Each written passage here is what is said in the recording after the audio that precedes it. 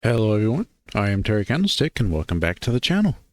Last time on Echo, Leo, Kudzu, Chase, and Duke all came to the motel so they could pile into Chase's car and escape Echo. But Duke escaped and then stole Chase's car, purely by Chase's incompetence. And then, after hitting Chase, Duke really escaped, driving away. Then Leo, Kudzu, and Chase entered the motel room only to find TJ, terrified and feral. And after he cleaned himself up, they all decided to set out, which is where we pick up the story from here. The trek to the diner is practically silent compared to just a few hours ago. Aside from the nightlife, there's no screaming or shooting. The way there is fairly straightforward, straight down the main road. However, we decide to cut through backyards instead of using the road. Leo tells us it's the best way not to be seen, if there are people around. TJ keeps close to me, wanting me to keep an arm around his shoulder as we move, his eyes either squeezed shut or staring straight ahead. It's like we're moving through a haunted house and he's too terrified to look in either direction. It does get too difficult to keep him that close, though, especially as we start having to move through bushes and hop fences. I opt to hold his hand instead. In any other situation, I'm sure TJ would have been running for the hills in embarrassment, but he clings to me like he's never gonna let go. We all move in silence through the brush.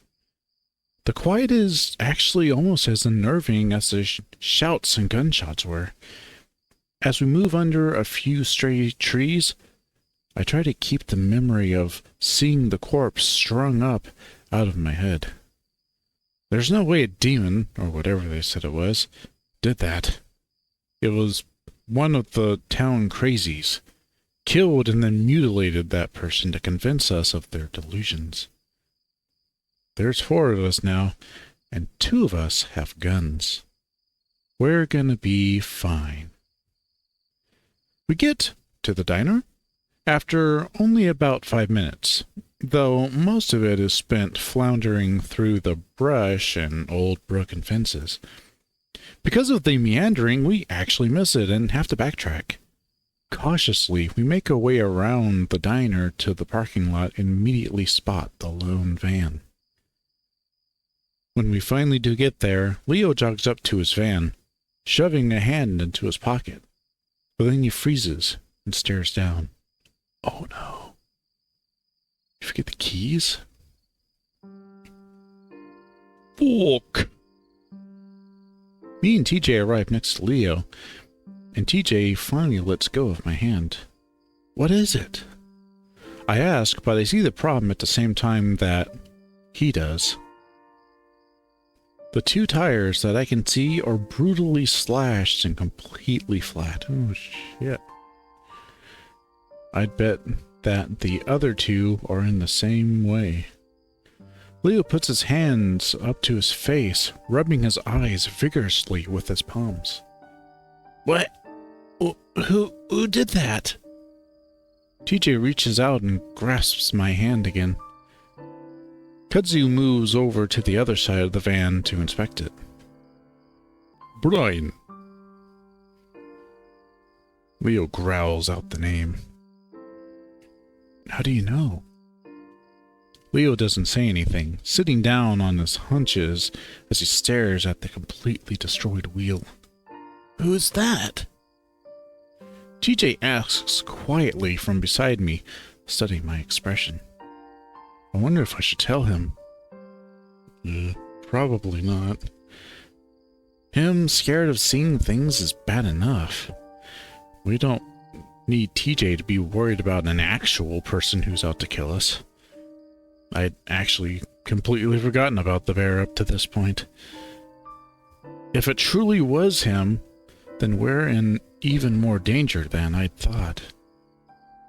It's just another person that we saw. He was acting weird. It's all right. TJ doesn't seem to take much comfort in that, staring at the tires. Whether or not it was Brian, whoever it was had done a number on the tires, completely tearing the rear tire to shreds. Kazu comes from around the side of the van, shaking his head. Other two tires are the same. How far do you think we'd get on flats? Leo lets out a ragged growl, standing back up. Not far enough. We'd probably get to the lake before the goddamn wheels fall off. Leo stands there, thinking. Should we just go back to the motel? Leo shakes his head. No, I'm not staying here another minute. I'd rather start walking, actually. To the highway? That take half the day. Well, we'd at least be getting somewhere instead of sitting around here. I'm looking down Main Street toward the darkness of the lake and desert. The ominous feeling I get is overwhelming. Like I have no doubt that if we set out into the desert, we wouldn't last long at all. I don't know why. I shudder violently and TJ glances at me. He squeezes my hand, and I find it funny how quickly the role of the one doing the reassuring gets flipped. I think we should go back to the motel. Leo finally looks back at me, and I see his expression soften. Yeah, Otter, it's gonna be fine. I'm gonna get us out of here, okay? I noticed the same tone he'd used with TJ earlier. He sets his hands on my shoulders, but I honestly don't feel very reassured. TJ pipes up from next to me. Carl. Carl's house has some cars. Maybe he's there and we could leave with him in the car. Leo looks out toward the hilltop where Carl's house is at. We can't see it since all the lights are apparently off. Maybe. If he's not there, we could just break in. I see TJ blanch next to me. Even now, he's battling his moral values versus our need to survive. I still just want to go to the motel, hole up in there and wait. Maybe sleep. I'd give anything just to be able to lay down somewhere safe right now. But now, with the new possible factor of Brian, I can see the benefit of getting the hell out of here now. All right. Leo sets his jaw, narrowing his eyes. Let's go. Remember to stay close. We don't bother going off-road on the way to Carl's place, mainly because we'd just be trudging through sagebrush full of ticks at that point. Ew. Leo figures that since Carl's house is the only thing up this road, aside from through the canyon to nowhere,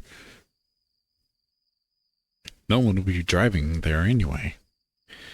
It takes us about 20 minutes to get there, walking in silence up to the cracked road. The only sounds are panting. I'm the loudest, considering my short legs, and also that I'm probably the most out of shape compared to the others. When we're close to the mansion, I look back down towards Echo. Only a few of the street lights dot the small town. I don't see anyone on the roads near them. I see a window or two here and there with their lights on, but no movement from within. I only hear two sounds on our trek. One is a blood-curdling scream coming from the town behind us. A woman. TJ reaches out again for my hand when that happens, and I squeeze it comfortingly. The next, a few minutes later, is a faint laughter coming from further away that rises in pitch before fading back out. I grimace, wondering if anyone else had heard it, or if it came from inside my head. No one says anything, and I don't ask.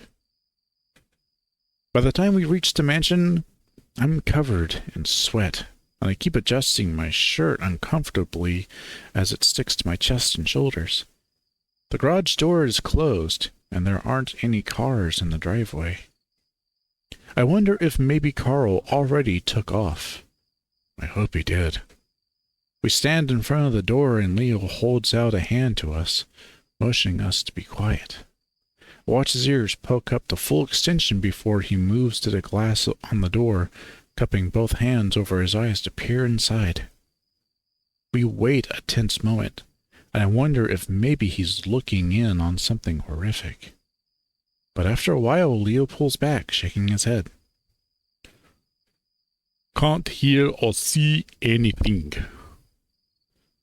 Maybe he left, or maybe he's with one of the others. Kudzu offers quietly, standing just behind me. Maybe. Leo appears to be thinking hard. Then he reaches out to the doorbell with an index finger. He hesitates for a full 2 seconds before pressing it. The fancy chimes ring softly from inside.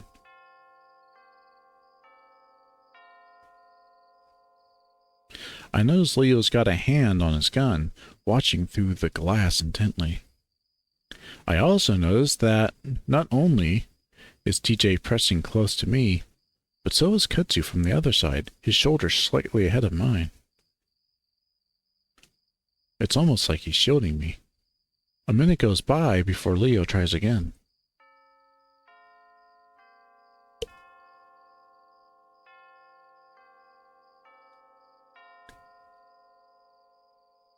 We wait another minute before Leo lets out a ragged sigh.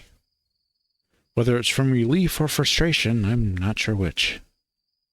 Considering what's happening, you'd think some people from the town would have come out here to loot or something.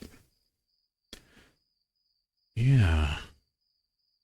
I look back at the town, its few glints of light staring ominously back. I'm able to suppress my shiver this time. I turn my back just in time to see Leo try the door, and to my amazement, it opens. Leo seems surprised too, and lets go to let the door slowly swing open. We all stare into the blackness beyond, a few lights from the TV glowing in the darkness. Should we go in? Leo clears his throat. We gotta get the keys somehow. Leo steps inside slowly, hand reaching along the wall to find a light switch. He finds it, though the light only illuminates the foyer, the house going from goddamn dark to slightly less goddamn dark. It's just Carl's kitchen, though. Nothing seems to be out of place as far as I can see. I start to step forward too, but I can feel TJ hesitate on my hand. I look back at him. You all right? He's staring into Carl's house, his eyes wide. Yeah.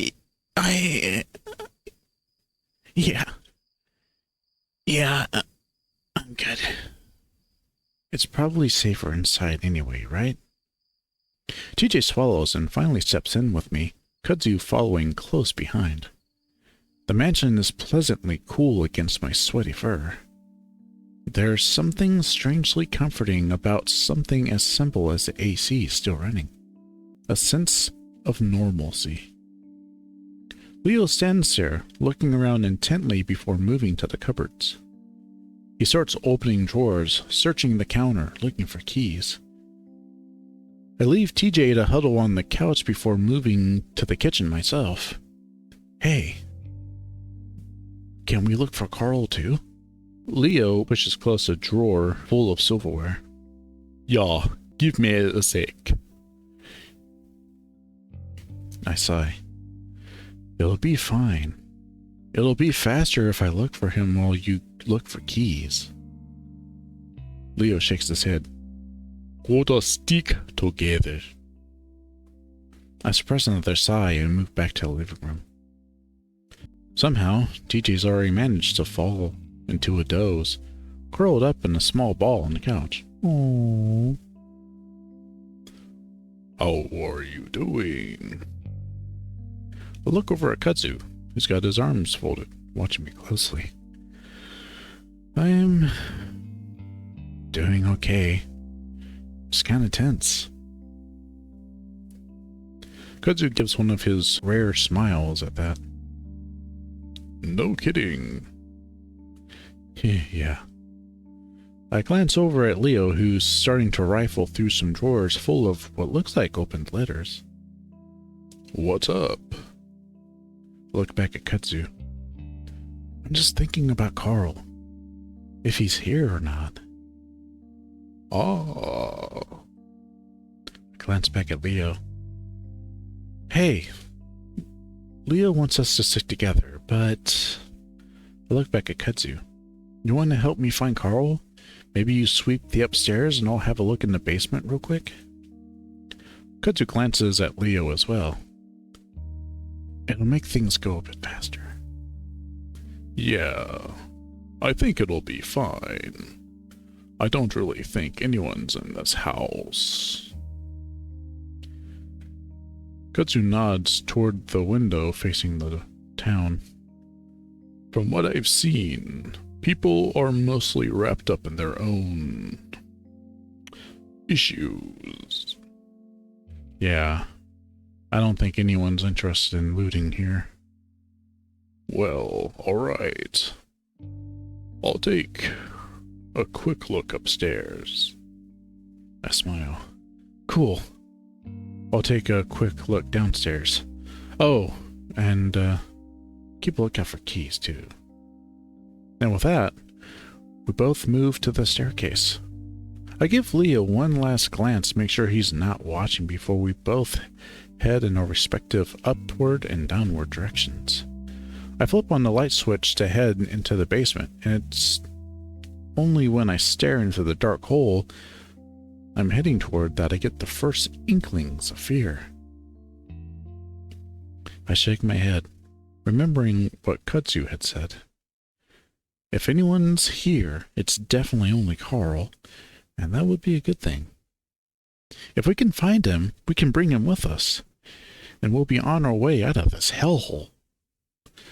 I tell myself this as I bounce quickly down the stairs, wanting to get this over with as soon as possible. Now in the basement, I glance around quickly into the several doors down here. A storage room, a weight room, a video game-looking room. I start to realize that if Carl is here, he's most likely upstairs. I'm really just giving the basement a cursory check. I start to rush through, not wanting to take too long in case Leo notices, if he hasn't already. I reach the end of the long basement hallway, and I'm left looking into a smaller room. There's a tiny, white, wooden door that I assume leads to the crawl space. I stare at it for a moment, not even thinking to bother with it until I see little white hoof prints. Oh? There are several of them.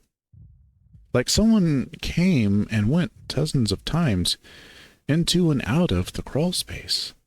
I look back behind me, feeling a chill run up my spine like someone's watching me. Looking back at the prints, I notice that the little door is just slightly open. Could Carl be in there? I remember that he'd been down there when we couldn't find him during the birthday party. At that moment, I catch a glimpse of something poking out from the door. It's skinny and hairy and very long, maybe 6 inches in length. Uh-oh. I stare at it, wondering if it's A Halloween decoration that's stored under there?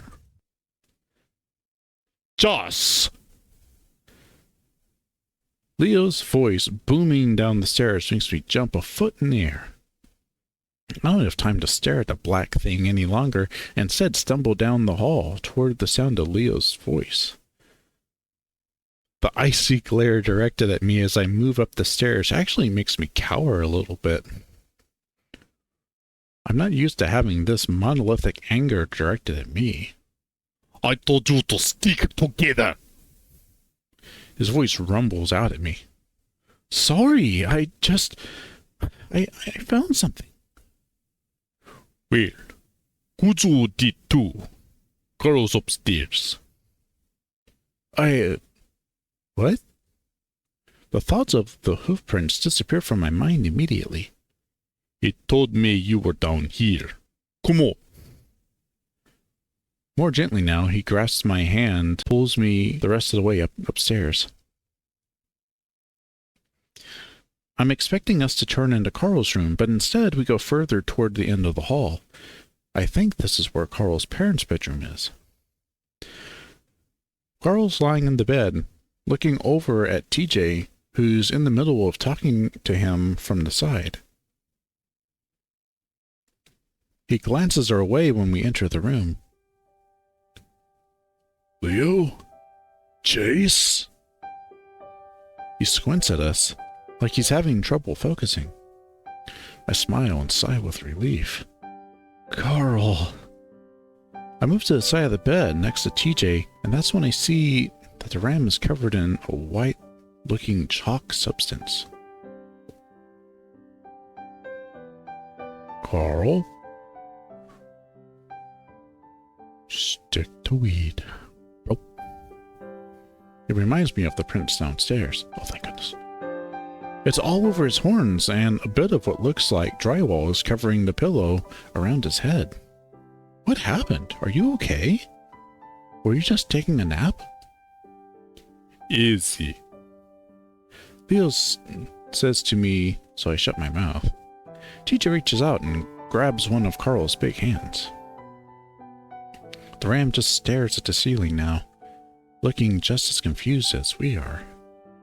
I look over at Kutsu, who's standing a little off to the side, like he did when we were trying to talk to TJ. What happened? I mumble to the raccoon, and Kutsu moves a little closer. I don't know. I just came in and thought he was taking a nap or something. I glance back at Carl, watching as TJ starts to gently pat his forehead. But he wasn't? Kutsu shrugs. He was sort of... I don't know. He was sweating and mumbling. I kept calling his name, like really loudly, to the point that Leo came up. Carl starts to breathe heavily, and he covers his face. I think he's crying, so I step back a bit with Kutsu, not wanting to crowd him as TJ leans over and hugs him.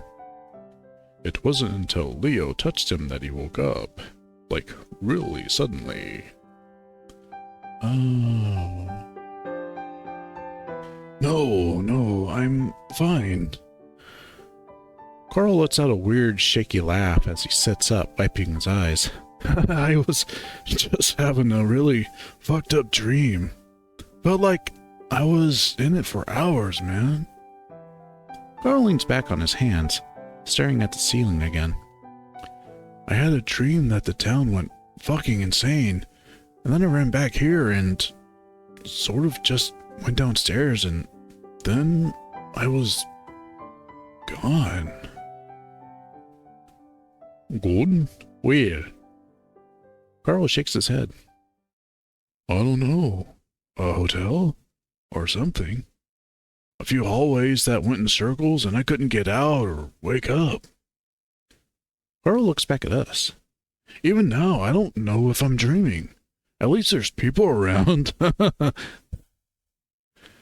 Carl shakes his head, a cloud of dust coming from his fur. What are you guys doing here anyway? What about that dream, Carl? It wasn't all wrong.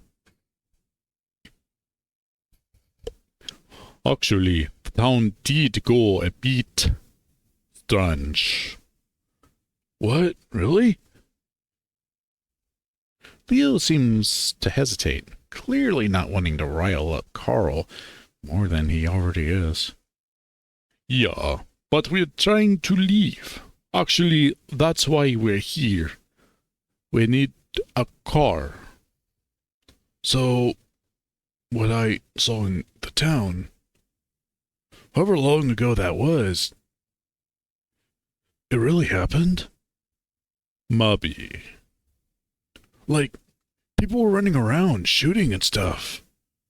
Leo doesn't say anything to that. What do you need my car? What about your van? Oh, it broke down. Carl narrows his eyes. How? Listen. We'll tell you everything on the way. We just need to get out of here now. TJ picks some of the bits of white chalk from Carl's head fur. What's all over you? Carl runs a hand over his head, bringing it away to find it covered in white dust. Ran to the wall. Oh. Carl suddenly points at my arm. Dude, what happened? Huh? Oh. I lift my arm and remember the cut that I got from the broken window. The fur is heavily matted down with blood, and the jagged cut is still oozing a bit. Long story. We'll explain. Like Leo said. The ram stares at the cut, so I lower my arm. It seems to be finally settling in for Carl that things are not right. I have also realized that none of us are immune to the new hysteria setting into the town. Is this what it was like for all those people living in the town over 100 years ago? I managed to think humorously to myself that I actually did do what I set out to do when I started the project. It's pretty clear that's happening all over again. So, you got your keys? We need to get the hell out of here and get this town some help. Yeah. I'll get them from my room.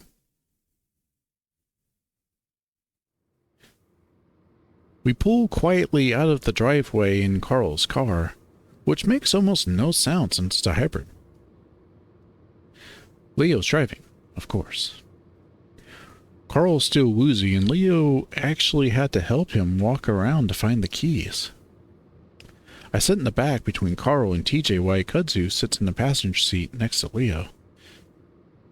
I had overheard Leo mumbling to Kudzu to sit next to him while I helped Carl into the car. Something about them needing to be able to get out of the car quickly with their guns if things went down. Leo doesn't floor it like I expected him to, but we moved down the bench of the mountain and through the town speedily enough. I see TJ look out his window intently, and I can only imagine it's to see if he can spot Jenna, maybe even Flynn. Dude, I don't feel good. Carl mumbles next to me, both hands on his stomach, twisting at the fabric of his hoodie. Just puke on the floor if you have to. I don't think Leo's gonna stop. Carl leans over and puts his head between his knees, groaning. That gets TJ's attention, and he starts rubbing the ram's back slowly. Good thing it feels like there's nothing in me. So what the hell's going on? Where's Jenna? TJ frowns. We don't know. What happened then? I take a deep breath, trying to figure out how to explain. Well, we're not sure what's going on everywhere, But on Saturday, while I was at the diner with Leo, ... I go through my story as quickly as I can, explaining to Carl what's been going on. The rest of the car is quiet, so I get anxious when I get to the part about Brian and scope over it as much as I can. I only mention that he held me there for a day. By the time I finish, we're already passing the lake. So it's... Is it Sunday already? Sunday morning? Yeah, I guess so. So I was out a whole fucking day? I don't say anything in response. What happened to you, Tish? Are you okay? Carl turns his gaze on TJ, who just nods. Yeah, I was seeing things too.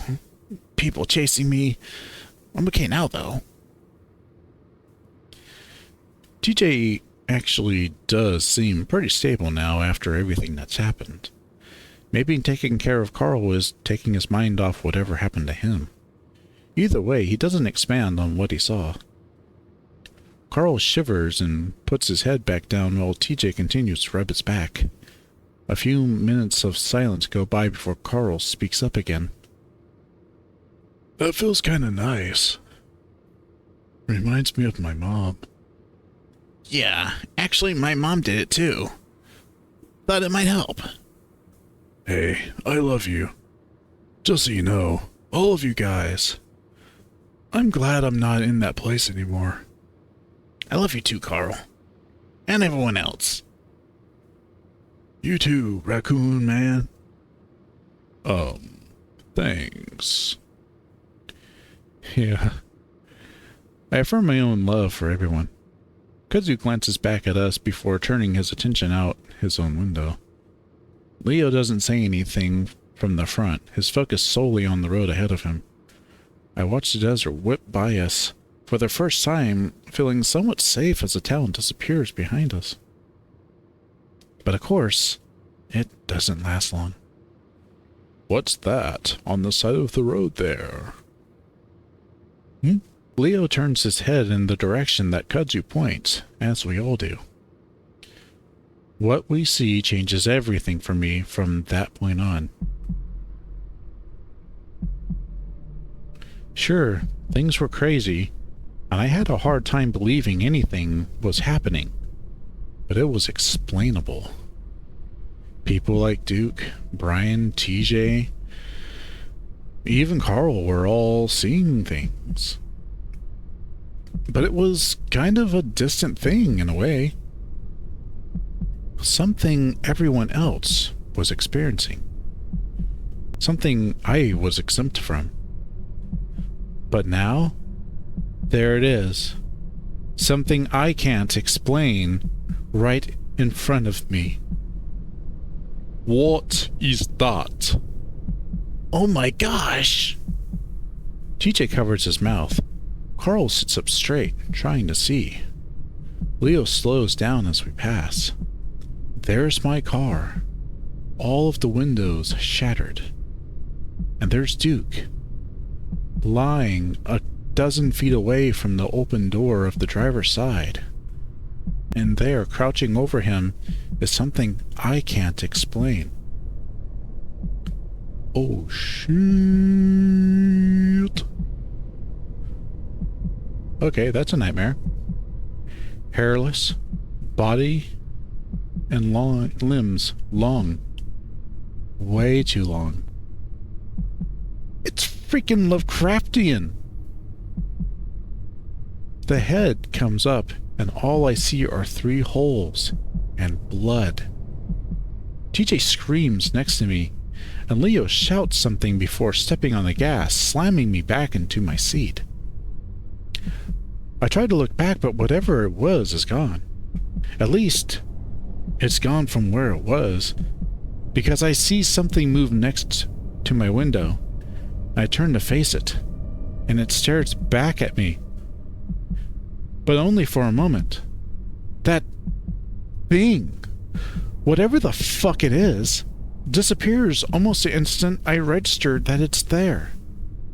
I'm only staring out into the blackness of the desert. Still, 3 holes, 2 eyes and mouth, blink back at me in a sort of afterimage before that too vanishes. What was that? What was that? TJ's grabbing my arm, claws digging painfully into my skin. I'm too shocked to even pull away as TJ leans forward next to me, staring out my window. At least I know I'm not the only one that saw it. TJ squeaks again when no one answers him. What was it? I don't know. Some kind of animal, maybe. I've never seen anything like that before. Could have a disease. Lost all of his fur or something. Maybe Duke hit it. It was walking! TJ's arm is looped around mine. I can feel his body shaking. I look over my shoulder through the back window. At this point, my car is a good distance away, only visible because the headlights are on, a streak of light fading out across the desert. Duke, is he...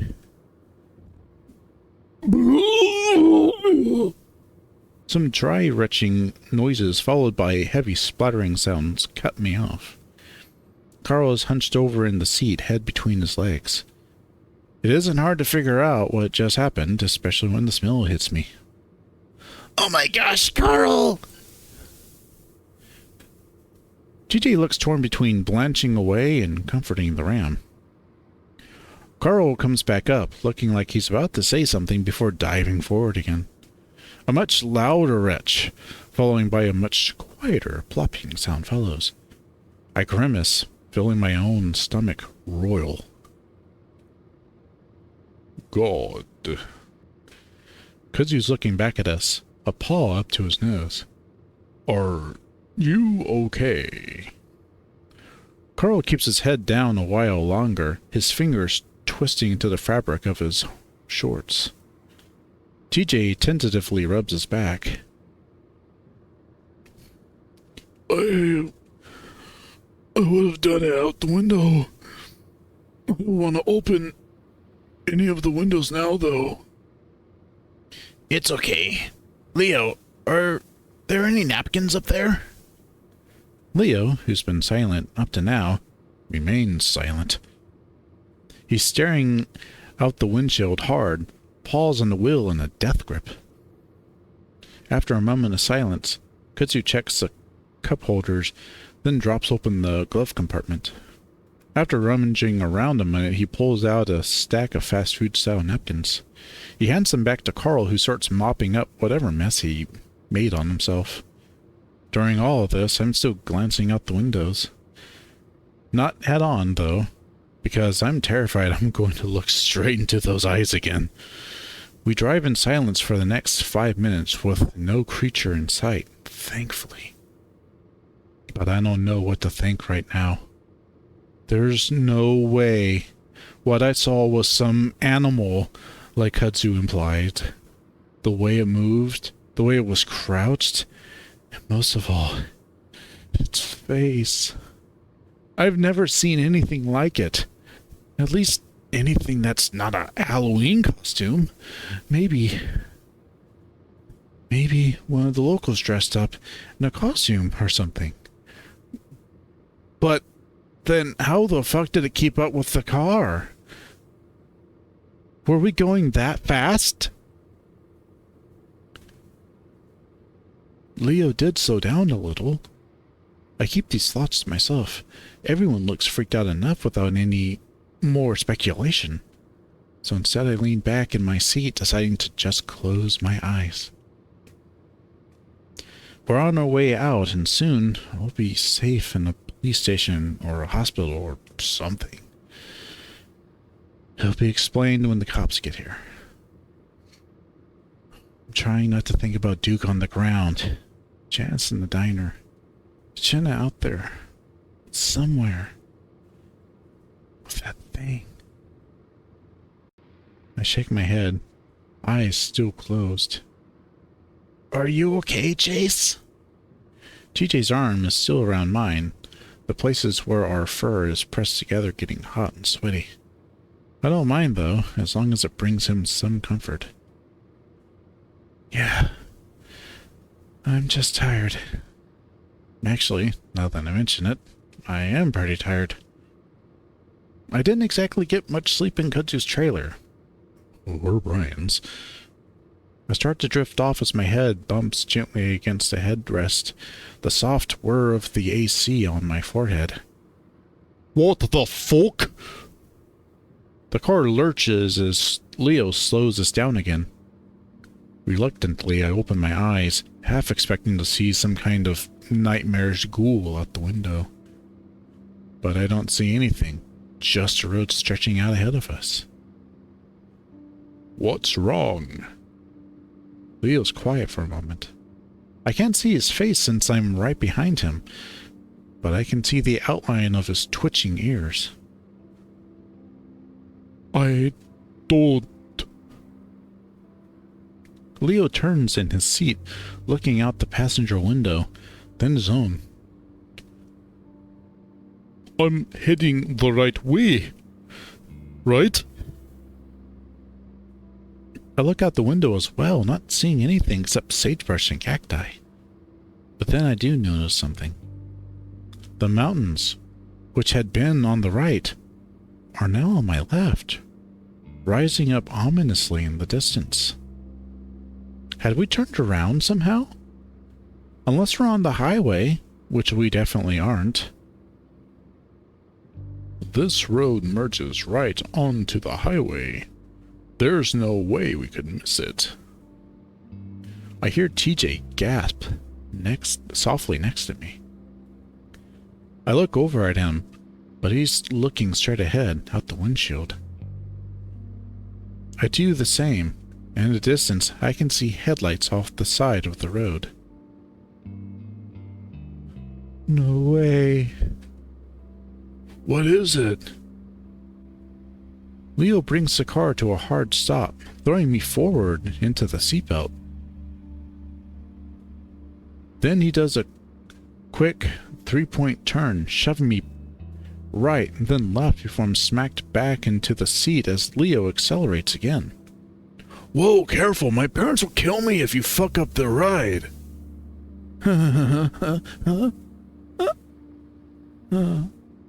Carl laughs nervously, but no one pays attention to him. There's no fucking way. I was going straight. There's that side road that takes you to some of the trails. Maybe we sort of went off on... Leo snaps at the links suddenly. There's no way, TJ. That road is fucking gravel. I would have noticed. Leo was hunched in his seat like an angry dad, staring out the windshield, his ears practically dancing on his head. I can feel TJ trembling, so I lean into him a bit, letting him know that I'm there. It's clear that Leo doesn't want any talking, so we're all quiet. This time I keep my eyes open, staring out the window in case Leo did get sidetracked somehow. I focus on the mountains, making sure that they don't disappear. They slope up and down gently under the moonlight, speckled with the dark spots of rock and vegetation. Vaguely, I remember back when I'd been obsessed with skateboarding and had always imagined myself skating those slopes on car trips to Peyton. Up and down, up and down. If only Echo had anything like that. The only slope we had was the big one from Carl's mansion, and it was way too big. I tried to skateboard down it once, but that had ended in disaster when I blink, staring out the window as the mountains just disappear, slope down into nothing. I squint. Then I look out Carl's window. Sure enough, mountains. Leo. I know.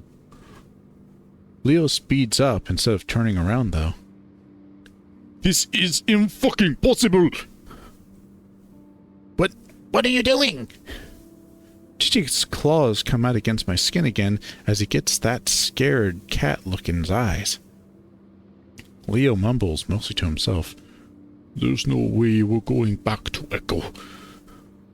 Leo, slow down a little. Leo lets out a small growl, but we wince, and TJ's grip on my arm loosens some.